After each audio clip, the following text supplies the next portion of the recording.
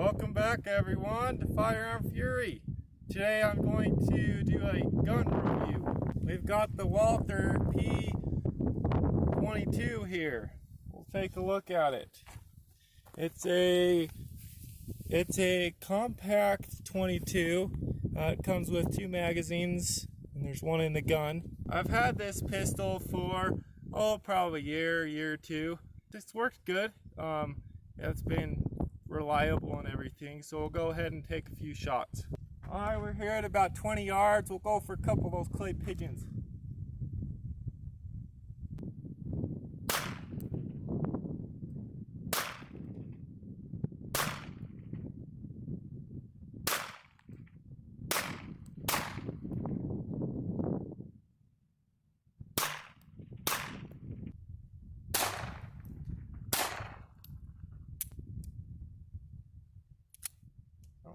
That last round didn't hold open for some reason.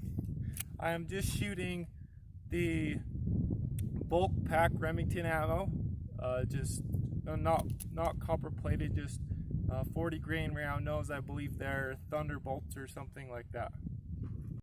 Okay, here's a close-up of it. So I think it feels good in your hand. It's, as you can see, it's a compact. It's pretty good quality, I'd say. The slide is a little cheap. It's made of cheap metal. I guess it doesn't matter. It's a 22 and it shoots fine. It's reliable.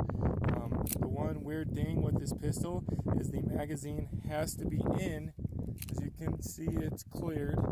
The magazine has to be in order for you to operate the hammer. Okay, so if it's out, you cock it back. You can't bring the hammer up. That magazine has to be in, and I think this is the case at least with the Smith & Wesson M&P 22 as well. But overall, it's a pretty decent gun. I mean, the quality isn't super great. Sights are plastic, not super tight, but they seem to be good enough. The gun's on, and it's decent material. So we will go ahead and do an accuracy test with it now. We're at about 10 yards right now.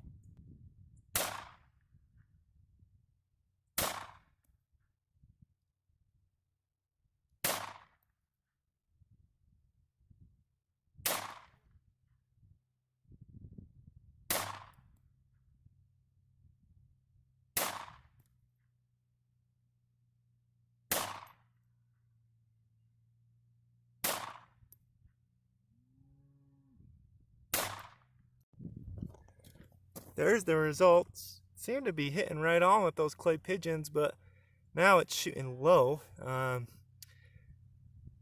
I mean, there's the group. It's okay, not great.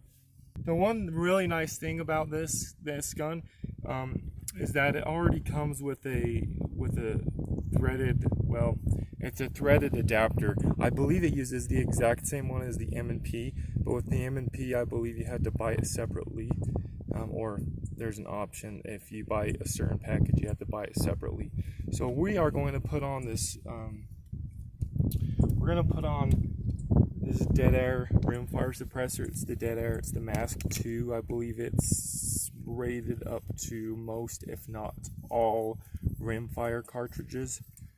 We'll go ahead and see how it shoots with the suppressor.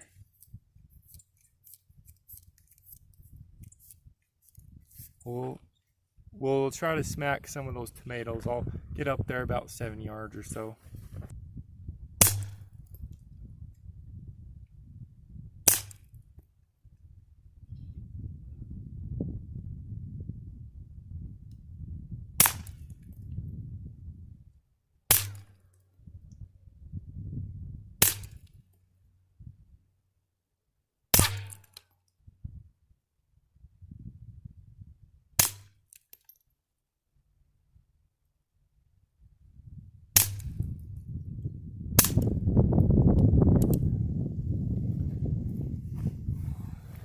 So one thing I've noticed with this pistol is sometimes you get a little bit of gas and lead and stuff, carbon coming back at your face, and that's I don't know if this is all that have this chamber that's open. About 3/4 of the slide is open. I'm not sure if that's for all 22s that have the ejection port cut out, or if it's just this specific one. I imagine it's probably going to be similar to all of them with this similar cutout.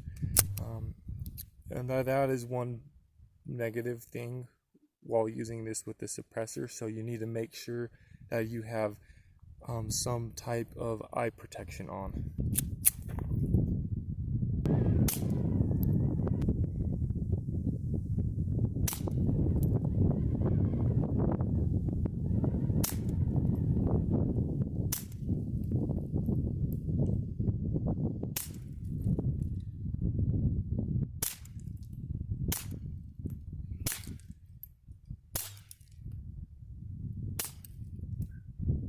Okay, I'm going to disassemble this gun and show you what it looks like. I think it's good to disassemble. You can see the quality and how it's built. I think that tells you a lot about a gun. First of all, we'll make sure it's clear. Nothing in the chamber. Good. We'll release the hammer. So to disassemble this, there's a little notched lever right there. You pull that down, pull this slide back, lift up, and then release. Now you've got to take this threaded adapter off. Thread off. Sometimes this can be a little hard turn. They give you a wrench in there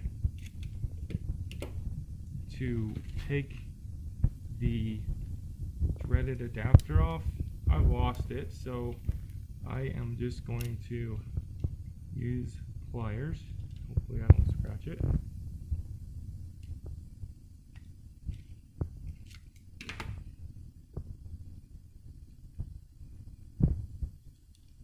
Now, they kind of trick you. They lead you to believe that the barrel is that thick, you know, pretty thick barrel. But that's just a sleeve, as you'll see here. See, that's just a sleeve that goes on the barrel. The barrel is actually just this little thin guy. Okay. Now you can take this barrel out. You just orient it right, and then you can slide it past this. But I'm not going to do that. But you can take it out fairly easily. You got your recoil spring here. Finds good enough. That barrel is really thin. It probably doesn't matter. It doesn't matter for the average shooter. And then yeah, it's pretty well built. The only thing I'd say is just the slide itself. It's made of cheap metal. But I mean, it's really not going to affect anything. It'll run fine, it'll shoot fine. Now putting this together is a little trick just because of the recoil spring and the recoil system. So what you do is you put this recoil spring, you put it back in that little hole right there down at the bottom, put that in there, put that spring on top of it, and then you've got your sleeve. There's a little notch in that goes towards the chamber. Okay, so you put that in there, and then I just twist it until you feel it go in. It goes in there. That notch is supposed to go towards the bottom, so just twist it until it's snug and it catches. Now this is the part that's a little difficult. You've got to put the recoil spring in that hole in the slide, and when you do that, that rod is going to want to turn on you. You got to make sure that rod goes in that hole. Otherwise, you're going to bend the spring, and it's probably really difficult to see. But as you can see, that recoil rod goes through that hole and allows you to pull it all the way back. You got to at the end there. You got to push it down over your hammer, and then slide it forward. And then again, make sure that sleeve that notch is in the right spot. Keep turning it until you feel it kind of click into place and go back a little bit. Sometimes your barrel will try to sneak back on you when you put this on. Put your finger in the chamber there so it can't go back all the way. Now I just get this started so that I just get that barrel threaded adapter started, and then go ahead and slide it forward. Tighten up that adapter, lock that slide back, make sure your sleeve isn't turning, make sure it's in the right spot, and then pull it back. And one thing you've got to make sure is that you push that back of that slide back to push the hammer down so that it will go forward. See, if you don't push it down and you try to go forward, it doesn't go. You've got to push that slide down to push that hammer down, and then it will slide forward, okay? And then you can put this hammer in. So yeah, so the parts are pretty good. I do not like how it takes down, mainly just that recoil system. And I'm not a big fan of how that barrel system, or how it has that barrel and that big sleeve. It doesn't matter. I'm just not the biggest fan of it.